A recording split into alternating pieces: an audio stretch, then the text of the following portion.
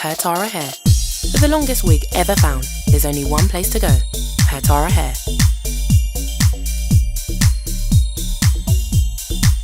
28, 30, 40 and even 42 inches long of Malaysian high quality hair extensions.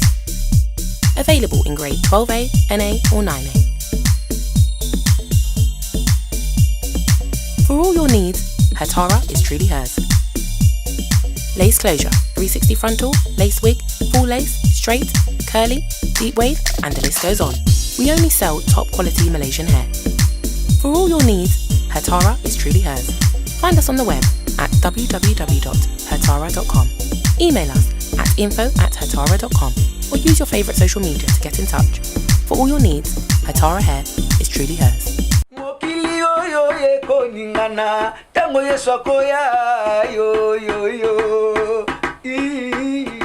Bonjour chers téléspectateurs, vous tous qui êtes branchés sur notre chaîne, vous avez de partout.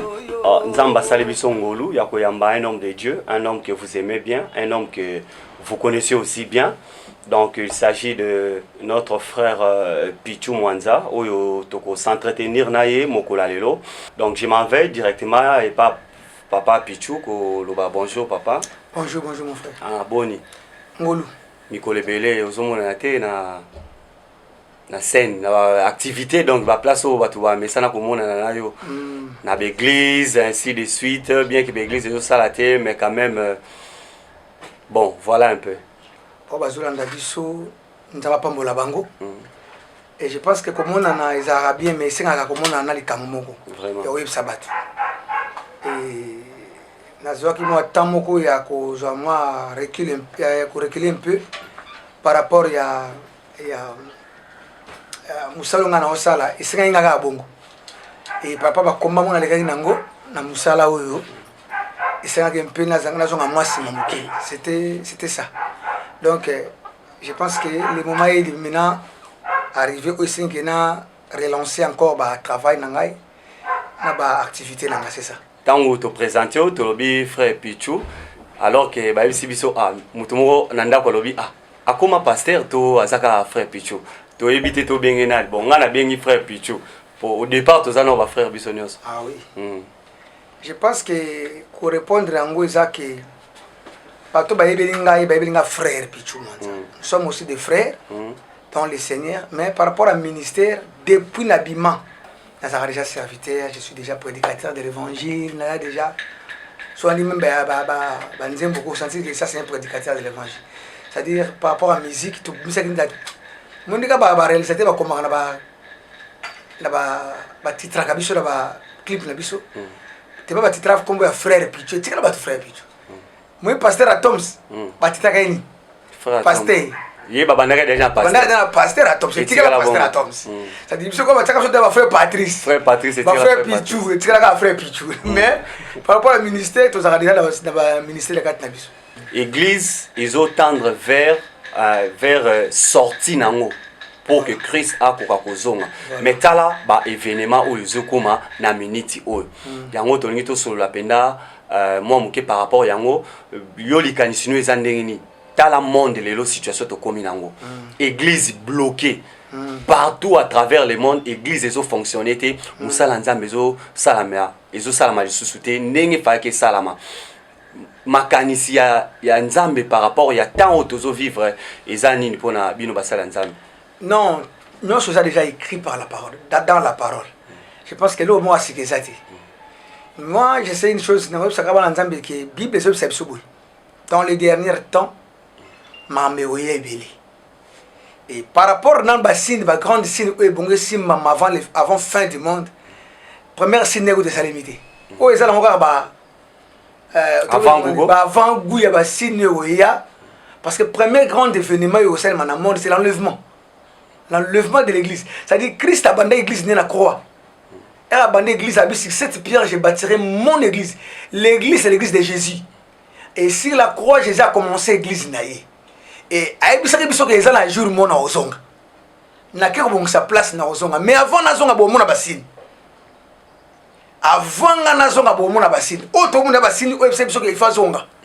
Et bo mona et ali kamba sikatela litu ya batu. Même tu assemble la kata yebike ba yebisa biso ke avaye zonga bana ba côté la baboti bitumbe kwana ba mboka ba malade ko koma ba fleur de mabe ko koma ce sont des signes ata batu ba obo ya tolo bango mais biso ka ngamu no ça batuke biso to c'est la retour à Jésus parce que il revient bientôt ba signe zo que biso que Jésus ozonga yango papa o lingo lingati o ça ba débit elle m'a mso ko ya so mine ba ta batu ba okimango mais tant bana nzambe msuba oloba déjà que pour olobi ya événement munene osala enlèvement de l'église mais tant bato bana nzambe msuba oloba déjà tribulation yango to bandi déjà pour loka boina esala matin non c'est faux. L'enlèvement n'est un grand événement. La grande tribulation qu'il y a après l'enlèvement. Église qui n'a déjà. Église c'est qui n'a. Tu sa parole t'es. Bible est claire. Le but d'abord premier événement c'est deuxième retour à Jésus-Christ. On a 3 missions. Première mission il était venu comme agneau. Il était venu comme agneau à guérir les malades, à ressusciter les morts, à former les disciples. À Kenakwa, Golgotha, à Matthieu, avant que les disciples allaient partout dans le monde, faites de toutes les nations mes disciples. Et lui, il est parti, il est maintenant à la droite du Père comme avocat. Jésus a vendu, avant de travailler. La Bible dit, il est assis à la droite. Ce n'est pas le moment de Christ de travailler, c'est notre moment de travail. Après cette ordonnance, de travailler, nous avons le pouvoir.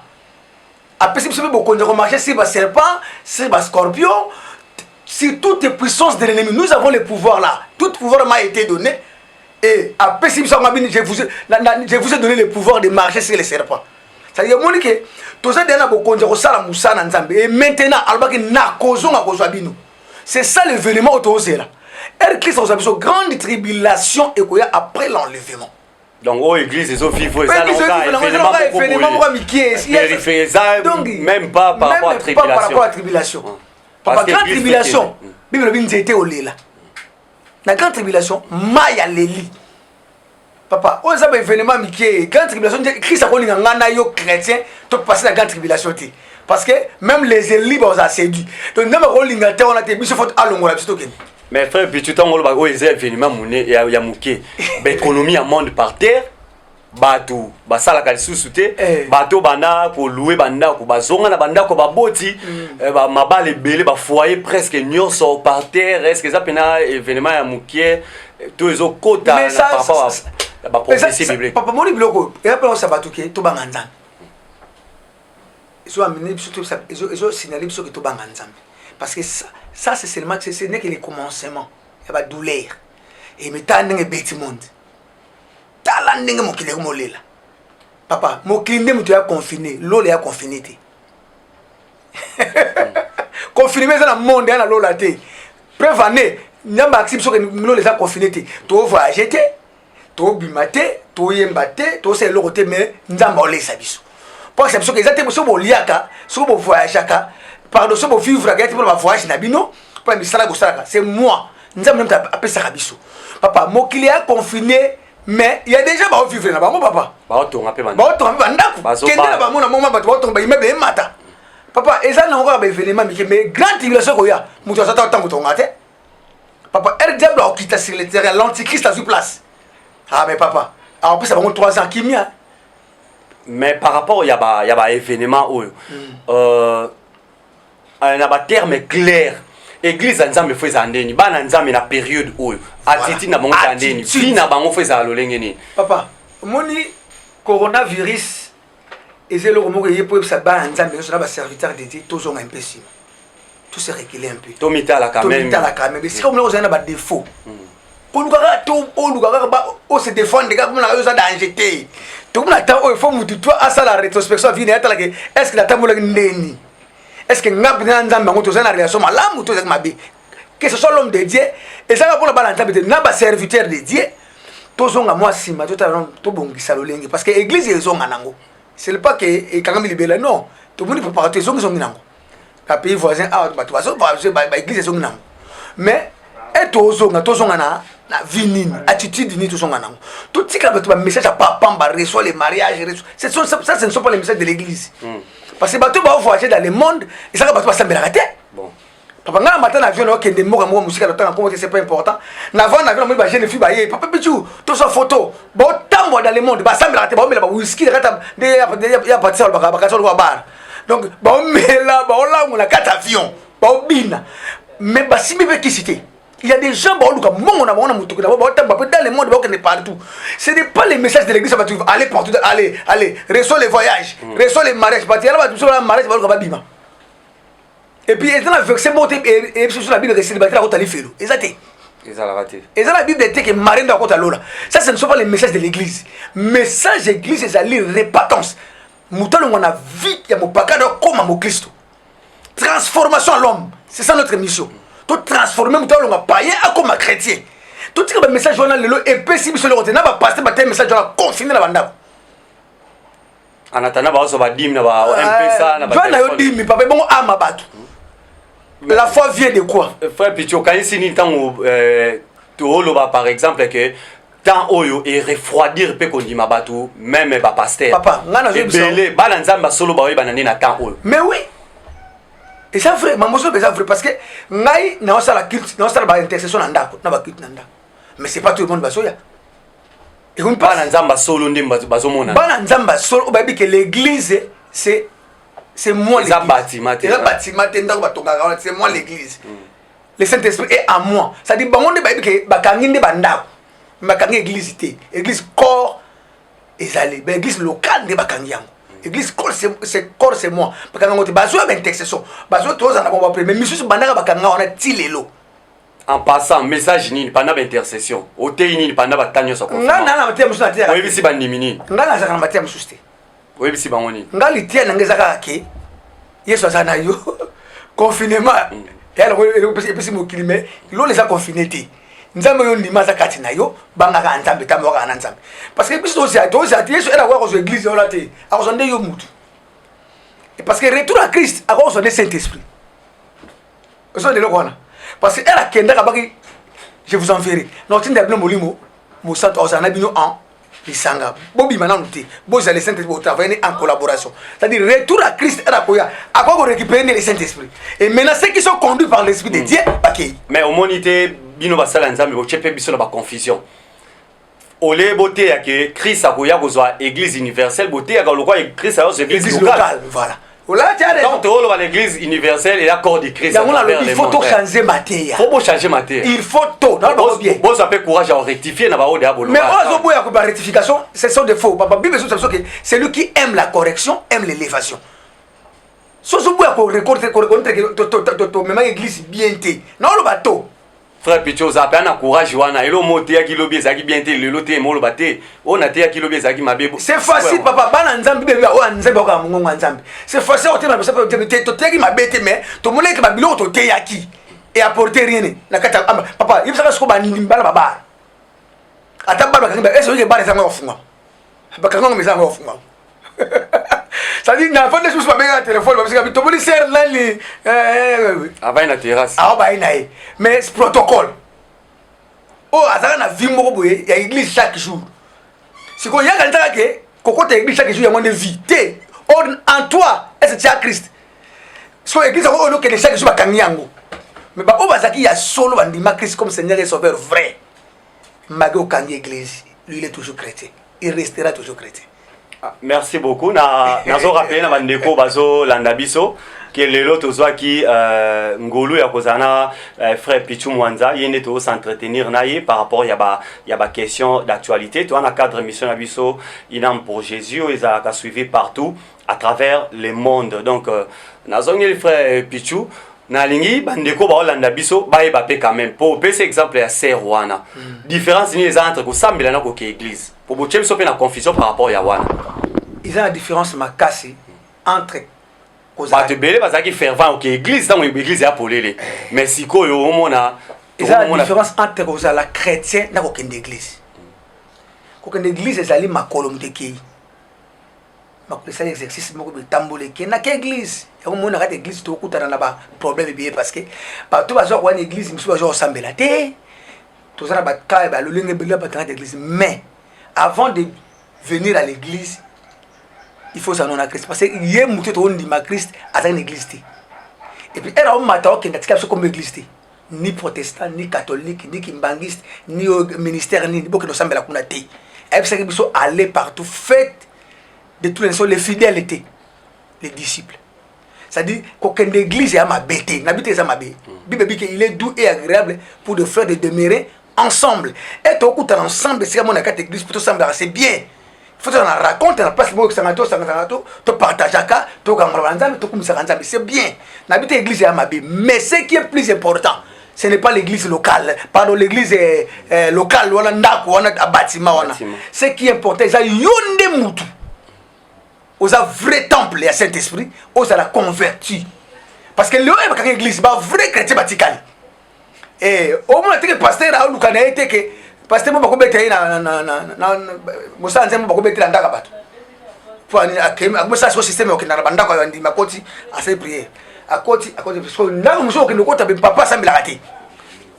Maman da Sambila ka. Parce que yo au fond na kiti ou meli papa kucho la kiti. Nanda kuna yo ya za kiti. Na permission na côté kia.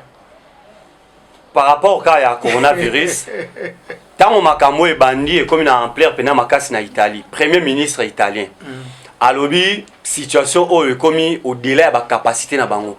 Intervention il y a solo faut ou pas nzambe. Aucun signe na problème wana pour batu balobi ou ba païen, balobi espoir na bango sou que ça ne ba chrétien. Aucun signe na likambo. Mais oui. Il y a autre chose appelle mboka na biso. Ba revoir un peu les cambo l'église. Parce que pour solution faut une église. Parce que quand tu église boyé na moi na ba Facebook sur ba lobi ka église on na ba commenter sur ça sans commentaire. Beaucoup ta la non na neuf. Ba pour que l'église va na bongo. Et ça va se passer. Mais surtout ba que fou na la police ba oyo ça moi intercession mi kem na banda. Donc pour na ba to ba l'église tika ka boyé église ça va susciter. Ignorant que la solution doit venir de l'église. Papa, sans l'église, Proverbe chapitre 12, quelque part sur le Belobi, Mboka se confie dans Nzambete. Et puis, là-bas, sali à Nzambete et à maudit. Papa, tout ça dans Nzambete, s'il y a des faux, sachez-vous bien qu'il y a aussi des vrais. On va aussi rentrer dans le Congo, Bazali, on va fou comme on va Nzambe. C'est pas dit que si on va pas bémo ya batu mususu, surtout non, il y a des vrais serviteurs dans Mboka Rosel Nzambe. Et maintenant nous sommes confinés, mais tout ça ne s'est pas Nzambe cette or ba foi batu mususu. Et là nous va partir et toi on ensemble. Et tous ensemble avec l'église, tous ensemble, tous yemba et là nous sommes pas mususu. Et maintenant nous sommes là, to panzani prière, il y a sur la dimension des actes dans Mboka oyo. Donc là on va kéla ba série ba réveiller, ba prier, ba mbunde so beta louange, ba kumisa Nzambe. Or la Bible dit quoi? À partir de l'adoration dans louange, n'est que tu as pour ça Nzambe. Or Congo yembe la Nzambe mingi la dimanche. Pas quitte la semaine, mais toujours yemba souté. Ba tu vas quoi adorer souté comme ça personnel. Silence l'église. Silence c'est quotidien. Et c'est le mot peut mboka réforango. Ce qu'on peut si ordre ba zandu ezonga papa. Zandu l'église, ba ne ba umela mingi. Ba ne ba zo attend. Ba ne ba ça serré. Eh papa, vous n'importe pas marcher zonga batu bali ya gali bumu. Bon molimo. Pour ba remonter économie hein, église économie en tout côté, papa bongo âme ya batu. Non, or so muta sauver na kati na ye. Et ça malam, en tout cas mboka so réforme Kambo. Ba réforme ba sunga biso penza. Tango lo bana kati. Papa ça ta mesure ezala. Mais tango lo bana kati église, toi na ba vrai na ba faux. Au moins que problème où tu peux en église il y a un faux na vrai. Papa, après ce exemple na Nigeria par exemple. Oko bimate so ibatunet ba oyede po ba ebi tata no moli moté.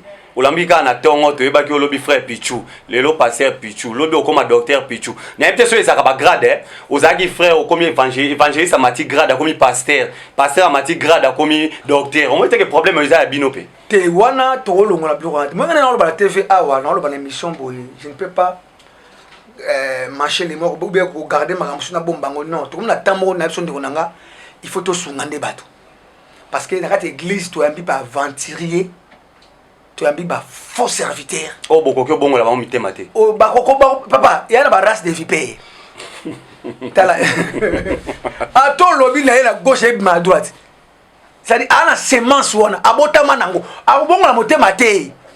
Bah Judas ça venait à Jésus, on a Jésus pour ça ni moko. Boka da Jésus pas mon maté qui Jésus. Papa, il y a des races comme ça à toi aucun et ou à Pierre à bongo. Mais nous ça bat que quand penza ba bata bangomba ba confusion peuple habité na azavre na azavre. C'est ça. Oye bo dissengue bino pel. C'est bible bi misala na emba ona nzembo. Kalate tokoye babango. Misala na bango ekobima polele. Basali commerce ba kwei ba une évangile balingi mbongo kasi bilimwa bato te oyo botika barenye basala succès na Congo oyo kasi misala na bango kobima polele tokokanga bango oyo baboye oyo pena aussi partenaire te tant ba partenaire pe boya n'église ngaba ba partenaire wana oyo ça que full te moi pour mes alliés pour mes alliés à fondement muto ça bien fondé l'évangile papa ya pas son ngisai okoto andaka mulai po bana ba yebio so na selo za subasimisa malamu te obandaka malamu te o sa shit mais tant olo ba bino basala nzambe bosunga peuple ole bosunga peuple nzambe pesi no komina na politique bokomo voter bato ba seni ba bokoti plus na politique na musala nzambe bokomo voter ba président ba seni ba commission électorale wana bozumbonga ba politiciens CCCC boye au nom de l'église au nom de Jésus bo voter bato yo peuple azolinga te oyo bana o nzamba pesa na charge na bino bazo se permettre bino bo voter bango. Merci na question na moni politique pas moi musai na nzambe eza bien te Bible pe ya verset te pexi mbasa nzamba sa politique. Na cité. Na solo bate. Na bi politique pas moi na nzambe eza bien te na batan autorité na mo. EDD politique son osalango il faut ça l'interpellation nzambe atindi. Osango te pona sa poche na okosila pe mboko ekosilisa yo pe carrière ne ko pe ministère kufi loba nzamba tindi yo parce qu'il y a des serviteurs dans la Bible au ba sala ki politique mais avec interpellation ya nzambe mbo atindi ki salango papa so nzamba bengo na mama nzambe nous avons beaucoup de services à sala on se même pourtant sala service au sala politique so bi de mo sala nzamba mo tie église mo sala politique so ki nzambe akete papa suka ngo so ba mabe apôtre Paul azali na musala nzamba osape musala mususu so azongo lokwa musala mususu politique na zolo ba bien soki nzamba atindi yo gloire à Dieu mais soki nzamba atindi yo te o valeur na obebisa musala bato nzambe raison na bandeko ya témoin de Jéhovah mwana nzambe akokota ma mwana te ako même pas kozala eza na écriture mon na Bible te ba komi ngo ke bon nzambe osala politique te zate parce que ça l'exemple na Bible ba sala politique bazali ba Joseph bazali na pouvoir na kata mboka atambo na pouvoir pas diriger mazali bosali David azaki sacrificateur David azaki boazaki basela nzambe ça na zolo ba bien que nzambe ndatindo salango mais so nzambe atindo to ngosanga pona posa mbongo na yo que o s'enrichir o mbongo comme mbongo na mboko yo yeba ke suka na yo ba mélange nzambe te merci beaucoup en tout cas tous en cadre émission absolument pour Jésus hein tous vraiment la carte ambiance on a frère Pichu Mwanza oyo tozingolo ya koyamba lelo tozobeta masolo poto suksa masolo ya corona solution eza nini par rapport à situation économie du monde par terre tous les pays situation catastrophique et simbika ba païente ezu na bana nzambe na ba paï solution eza nini oyo bana nzambe sengina bango simba par rapport à likambo oyo solution biso eza ate biso eza solution moko eza prière pana biso église to fukama to bondela parce que eza malade ese ndenge ba malade biso yaka ba sida ekenda teza ba pesaka ba mesure ya bato nde ba vivre ensemble moi pour malade wana ezali corona pe ndenge ese evandi l'état bato ba batangi makambo wana ba batangi makambo ya santé papa so ba mesure ni to za nango et biso église to fukama to lukanzambe na kata Bible basa nze ba fukama ki ere problème komaki biso to ka mususu te biso na ka mususu suite ya terra to lukanzambe to fukama mesure mususu ezate to lukanzambe to fukama bwana bomoko te bokutana ndenge na cadre nini po bosambela bo fukama papa nzamba ka biso saka to kutana te il est au Lobaki il est bon, tout pour des frères de demeurer ensemble demeurer on a papa pour ou mais c'est bon na ba temps to nango ya danger parce que to ba beta damité ngana osana ba nzambe mutu afuka mana kwena ye na bandimi na ye na église na ye luka nzambe poto luka nzambe oka biso esa to sala sangate non parce que okuta na mutu su o apeso la bilo musu o ngo yebate o jubilo musu na joto no o ngo la tate apatia ko luka bato to luka nzambe to luka basala nzambe to luka nzambe ça c'est biso église na ba papa kanote papa ba luka biso basala nzambe c'est normal mais biso église to luka te papa to kuta to bondela te fuka manzambe na yo aka papa yo kwa. OK, merci. To clore un peu parti wana par rapport ya coronavirus na ni to zonga yo moko siko na musala zo sala. Frère Pichu comme une église ndeni. Toloba tande bande comme so baloba o komi na église ndenge ni. C'est vrai banaki loko évangéliste. Siko yo ano komo kamba église.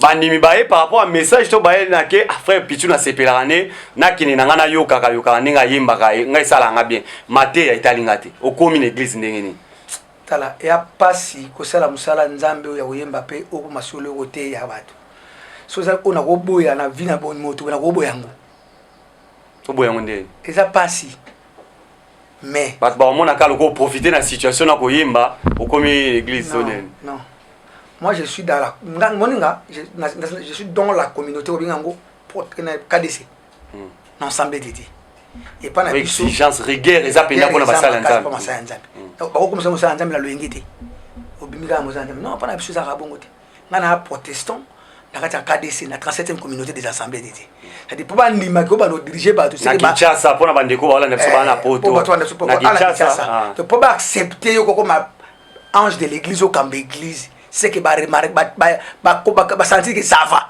ministère ezali ministère ezali et puis ba critères ezali capacité connaissance ezali ba critères ezali o ezaki ba mengi a remplir rango akoko kwamba bato et nazo banda ko baki na sepela mingi parce que eza eloko e sala ngai Pichu ministère sala ngai Pichu na sala na bunda ne fils que na satan ne fils na 20% ça série na vie na bisolo mo lelo na peso 2 ans après 2 ans tokutana 2022 tokutana nzamba ba yembi yo surtout ba koma ba serviteur par rapport à mission nzambe ya solo oko remarquer si ma 2 ans buzo bezate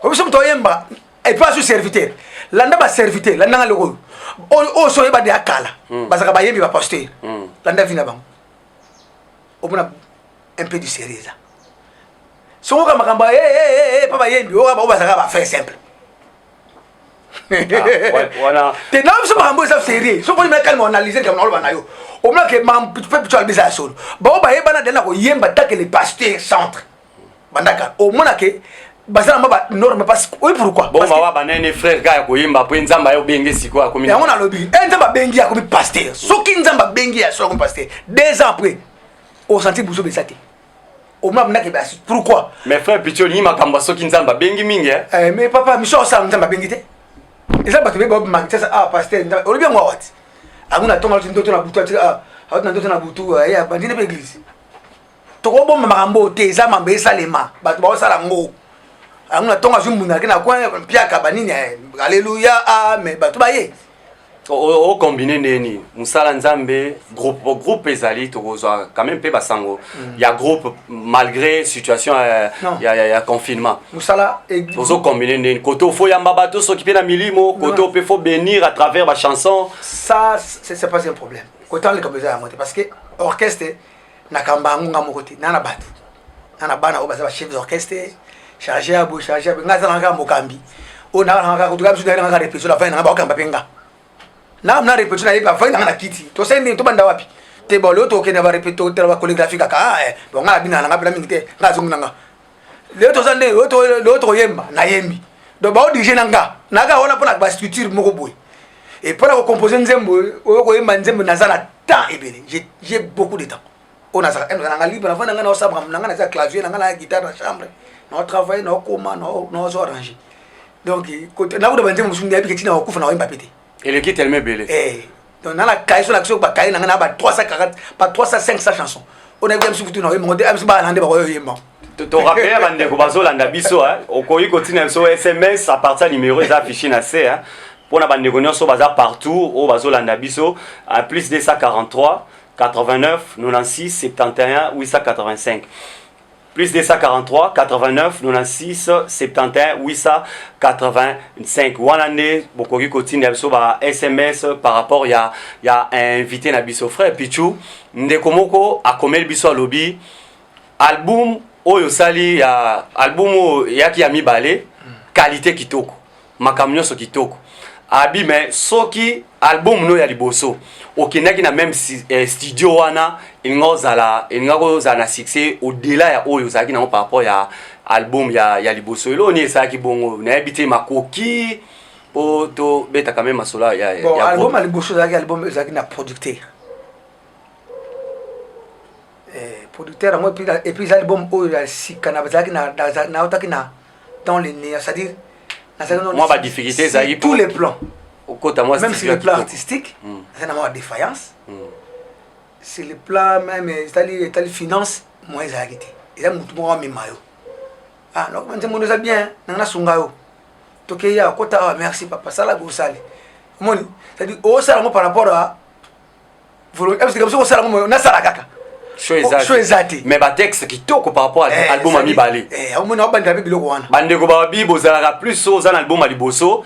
Retraite, prière, inspiration, ma casse, mettons d'un succès. Et pour, soit on compare l'album Aliboso et Ami Balé, on a texte différent, c'est ça. Album Aliboso par rapport à lui. Fond, inspiration, on s'attire fond et ça, ma casse. Non. Et puis, bah, tu vas plus penser à l'album Aliboso qu'Ami Balé. Album Aliboso, bah, tu vas plus voir qui promotion ma casse.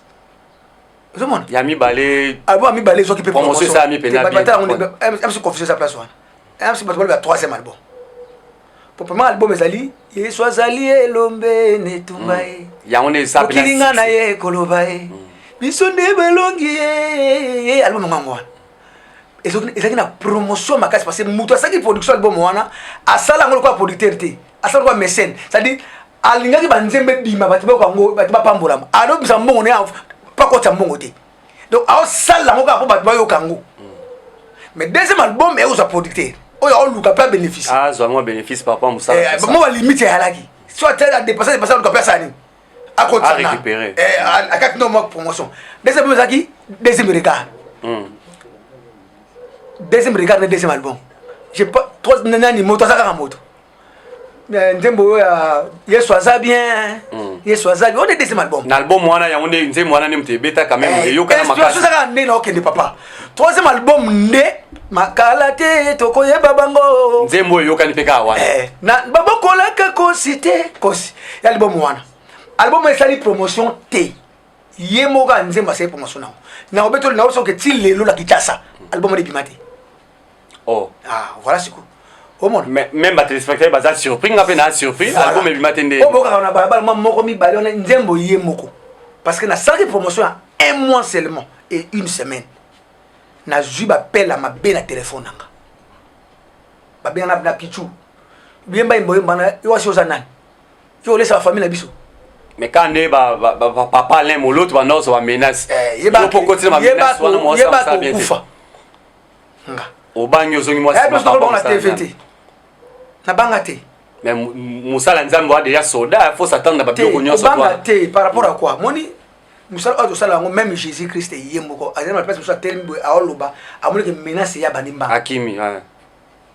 est-ce que je comprends faut battre la peine en onction tant va bana ngo besa si ce n'est pas encore les moments où ça a classifié si c'est notre mission ce album est maman Jésus alors que héros datidi ba soda absaka Nzambe teke otindelenga ange sanga ke na ozamokumba tawota mon ange akita betanga ba soda ote azoka Jésus lingi ne lamba yana bisika mso senga na mbanga makolo ce album moi ne bimate et bimate mana na poto et mana poto ay bimate projet pété que to bunda e bimela koto yo nazo komba na ngona kanga ibina le bomo nazo komba na ndeko na niveau sangati tina niveau même ya ntoto na ngamoko na bela ki même ngamo tina bana na ndako nazo ba komba le bomo wana jusqu'à ce que Nzembe ke na ndenge nango ozomona donc moni 4e album un peu de distance désolé.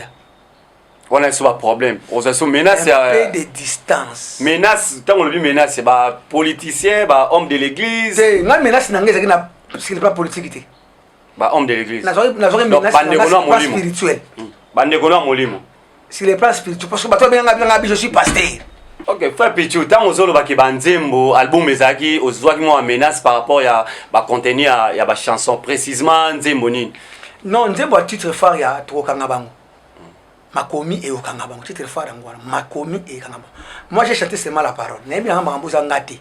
Bible de lobi ki Matthieu chapitre 28 et sur le bi dévoiler ce que vous avez pris en coulisses, bo annoncer en même pour même Nicolas ba tolanda Ogang. Bon annoncer publiquement. Bon annoncer publiquement. Moi j'ai fait ça ce que la Bible me dit de faire.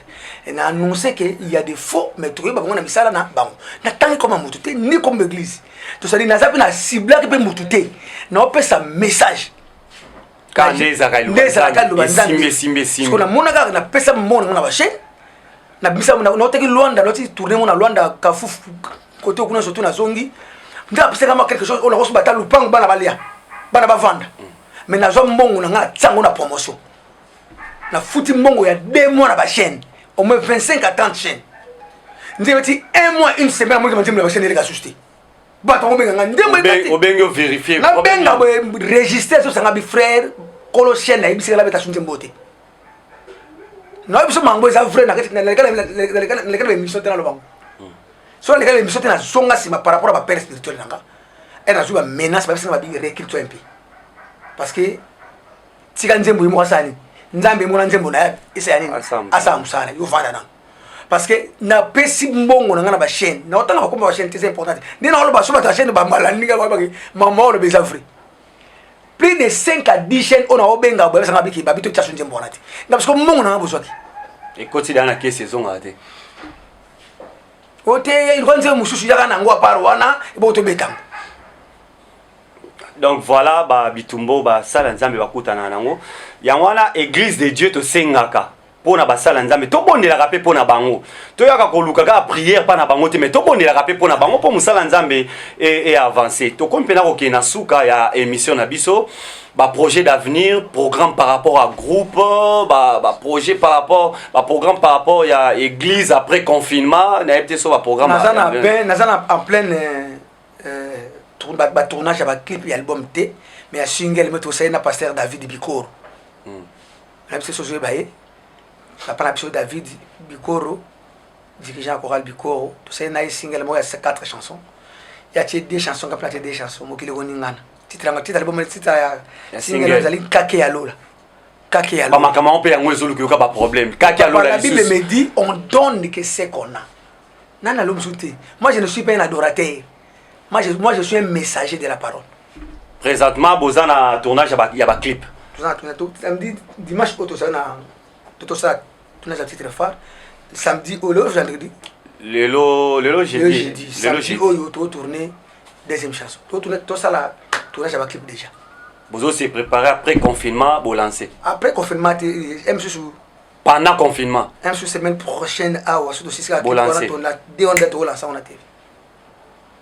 à part wana programme c'est pas wana programme munene nde ya mwana single titka ndimbo wantu bakal boso kaki alol mokili oyo koningana tango yesu ako tu na betina banga bakasi bien en exclusivité binonyo so peuple nzambo baza branché na ina pour Jésus kola na biso tozoka extrait ya single ya frère Pichu na pasteur David awa sur notre plateau mokili oyo koningana tango yesu ako ya yo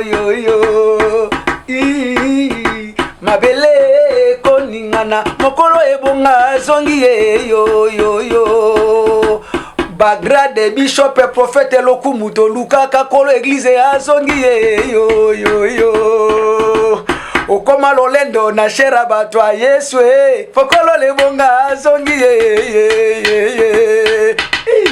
oliaka mbonga consultation prophétique okosuka yo mokili koningana mokili oyo koningana kolo yesu azongi panganda bangi nyonso ekotumbama erombe yo alléluia. Oh en tout cas bravo vraiment nzambe apambola wana ezaki extrait ya single frère Pichu azo préparé na pasteur David so nzambe asungi semaine prochaine déjà tokozwa ba image déjà banda déjà kozala balancer na ba chaîne nyonso na chaîne ya biso pe pour banda kozwa ba clip ya single o en tout cas frère Pichu nzambe apambola pona musala na oki déjà message baligné na wana kaka déjà en tout cas nzamba pambola pona musala ozosala mais tokoni penda na suka ya émission na biso tolobelaki question d'actualité par rapport à coronavirus quelle doit être l'attitude de l'église na temps où il y a ba confinement ainsi de suite tolobeli pe musala ozosala o charge o nzambe apesa pona libota na ebité ce que loko ya suka koloba ekozala pona libota nzambe pona église na ona ngaba pe pona ba fanatique na nyonso balingaka musique na. Merci vraiment merci na zo senga kana ba nzambe bazwanda biso na moment oyo ke église tozana temps moko ya distraction sauté. Ça ce n'est pas le moment à cause de distrait parce que le temps est dire bakangi église confinement et côté sur na bandaku et ko se distraire te ko bakete na ziam ko ba funga bona ko nzambe te nzamba azaka na yo est-ce que vandi na chambre na ndako na fuka maka bondela ka tanga bible na ba réseaux sociaux na ba télévision ba pasteur ba oleka ba oteya yoka parole la na bible sur la foi vient de ce qu'on attend lingo ça toujours branché quand on a TV au tala ba musique to fona ndako te de quoi prédication aux la ça toujours branché au yoka et puis na sengi na bato ba na besoin ba sur adresse église ça vraiment important adresse église important na numéro de téléphone avenue Bulungu numéro 27 na Ngaba référence à la commune Ngaba maison communale Ngaba maison communale Ngaba so na maison communale Ngaba tout avenue Bulungu numéro 27 de côté église Mira Ezawana mission internationale de la repentance et d'adoration to zawana okuta biso wana numéro de téléphone à frère Pichou Mwandezali pour na ko déranger te pour na ko finga te mais pour na conseil pour na prière isunga 082 plus 243 82 45 94 682 82 45 94 682 soko bengi WhatsApp pour Zwangai n'appelle Zwangai et merci na une heure pour Jésus na papa la biso benga na musika papa papi tu peux essayer de montrer réalisateur munene na pambola papa papi pona idée à mission qui toko boye et que nesu musika boruka ba yembi mususu ba serviteur mususu to ke na opena mususu to na kabino et ça la biso bien makasi na pesi merci na batu ba ninga mama jidi sabisa ngola nanga mama nanga jidi sibiyenga mama jidi sibiyenga nza pambo na poto siko sa Belgique et puis ma femme Patience Mwanza que j'aime beaucoup moko motema Mwanza na ba nanga nyo zanga bino mingi e ba l'église Mira et corps de Christ en général nzamba pambola bino merci. Ok, merci vraiment frère Pichou nzamba pambola honoré biso lelo ndengo ndime ko ya ko zala na biso mokolo lelo vraiment nzamba pambola musala ki ne liboso église ki liboso orchestre ki liboso makamnyo so est avancé. Donc c'était une âme pour Jésus, la grande émission réalisée par les frères Papi Landou, Topese Mbote Bisika Zali, frère Rachidi Mabaka na sima caméra, papa Charlie pe na sima caméra, na PCP maman Nancy place à Zambote, vraiment la grande équipe, il y a une âme pour Jésus, Nzamba Pambolabino, sans oublier notre leader Oazan à Londres, frère Papi Moubamba, il y a un concepteur d'émission. Beaucoup là on peut à Londres pour yaza kuna pona ko relais émission episode ça là à partir ya Kinshasa Nzamba Pambola et à Pambola Libota Nzambe Mobimba vraiment tout tikala au pied du maître pendant ces temps de confinement pendant ces moments très difficiles au monde de traverser tout tikala au pied du maître en attendant Christ azonga pona kozwa église vraiment Nzamba Pambola bino to monani très prochainement au revoir. Hair Tara Hair. For the longest wig ever found, there's only one place to go, Hair Tara Hair.